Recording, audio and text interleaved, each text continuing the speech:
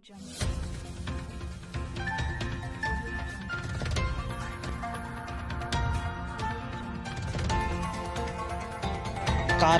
TV हर पल आपके साथ। नवाबगंज 121 विधानसभा से बसपा प्रत्याशी मोहम्मद यूसुफ का काफिला देखकर गदगद हुई बसपा सुप्रीमो कुमारी बहन मायावती। नवाबगंज में विधानसभा चुनाव की घोषणा के बाद सभी दल चुनाव जीतने के लिए मैदान में उतर चुके हैं। इसी के चलते आज बसपा सुप्रीमो मायावती बरेली पहुंची और मंडलीय जनसभा को संबोधित किया। इस दौरान मायावती ने कांग्रेस, सपा और भाजपा पर जमकर हल्ला बोलते हुए कहा कि कांग्रेस ने दलित और गरीबों के लिए कोई काम नहीं किया है। कांग्रेस हमेशा दलित विरोधी रही है। उन्होंने सपा पर निशाना साधते हुए कहा कि सपा सरकार में गुंडे माफियाओं का बोलबाला रहा है और दंगे लूट खसोट की सरकार प्रदेश में रही है। तो वहीं भाजपा पर हल्ला बोलते हुए मायावती ने कहा कि जब यूपी में 2007 में विधानसभा चुनाव हुए थे तो ओपिनियन पोल बता रहे थे कि बसपा नंबर 3 पर रहेगी, लेकिन बसपा नंबर 1 पर आई और जिसे नंबर 1 पर दिखाया वो नंबर 3 पर चली गई। उन्होंने कहा भाजपा सरकार की नीतियां जातिवादी और आरएसएस की नीतियों पर रही हैं। धर्म के नाम पर यहाँ पर तनाव और नफरत रहा है, अपराध बढ़ रहा है। उन्होंने कहा कि दलित पिछड़ों को भी भाजपा सरकार में आरक्षण नहीं मिल पा रहा है। सरकारी नौकरियों में भी आरक्षण का कोटा पूरा नहीं किया गया। इस दौरान मायावती ने कहा प्रदेश में इस बार बसपा की सरकार बनने जा रही है। तो वहीं जनसभा में नवाबगंज विधानसभा के प्रत्याशी मोहम्मद यूसुफ भी दर्जनों गाड़ियों के साथ अपना काफिला लेकर बरेली जनसभा में पहुंचे। इस मौके पर बसपा नगर अध्यक्ष रियाज अंसारी समेत भारी संख्या में लोग उपस्थित रहे।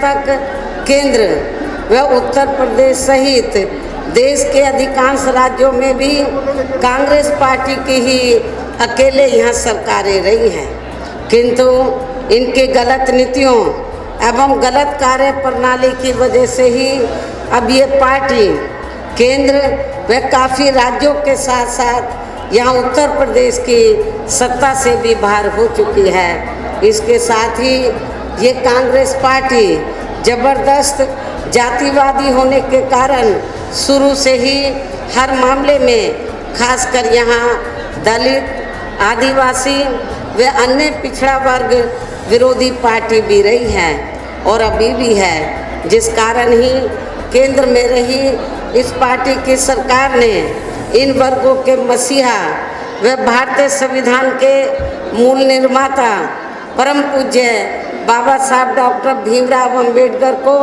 भारत रत्न की उपाधि से भी सम्मानित नहीं किया था, जिसके लिए वो हर प्रकार से पात्र भी थे। इतना ही नहीं बल्कि इनके मूवमेंट को आगे बढ़ाने के लिए अपनी पूरी जिंदगी समर्पित करने वाले मान्यवर श्री कांशीराम जी के देहांत होने पर भी केंद्र में उस समय इसी कांग्रेस पार्टी की रही सरकार ने उनके सम्मान में एक दिन के लिए भी राष्ट्रीय शोक घोषित नहीं किया था।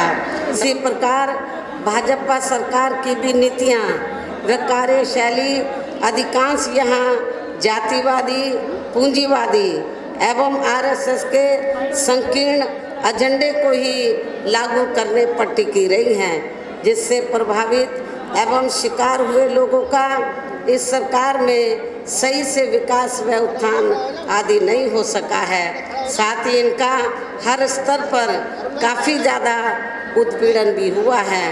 धर्म के नाम पर हमेशा यहाँ तनाव व नफरत आदि का वातावरण ही बना रहा है। प्रदेश में अपराध भी काफ़ी ज़्यादा बढ़े हैं, खासकर दलित, अक़लियत व महिलाएं आदि भी इस सरकार में कतई भी सुरक्षित नहीं रही हैं। लेकिन मीडिया में इनके सही आंकड़ों को ज़्यादातर दबा दिया जाता है।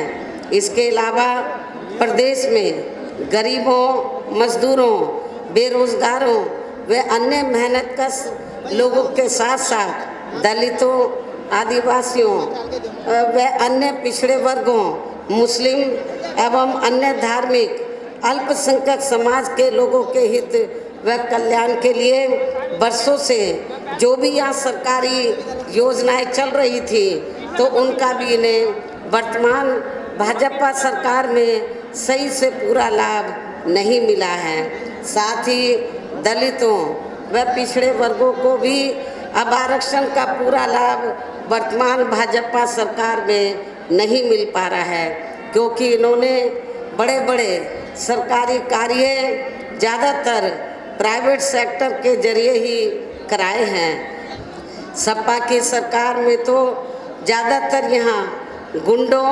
बदमाशों, माफियाओं, अराजक तत्वों व सरेआम लूट खसोट करने एवं दंगे फसाद आदि कराने वालों का ही राज रहा है, जिसकी खास वजह से ही इस सरकार में हमेशा यहाँ तनाव की स्थिति बनी रही है।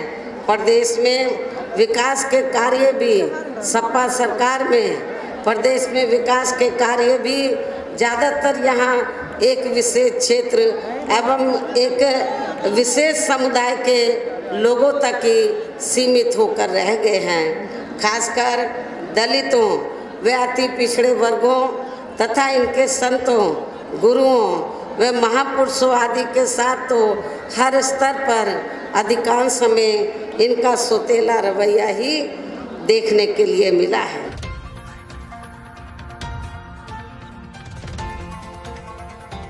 कारवां टीवी, हर पल आपके साथ।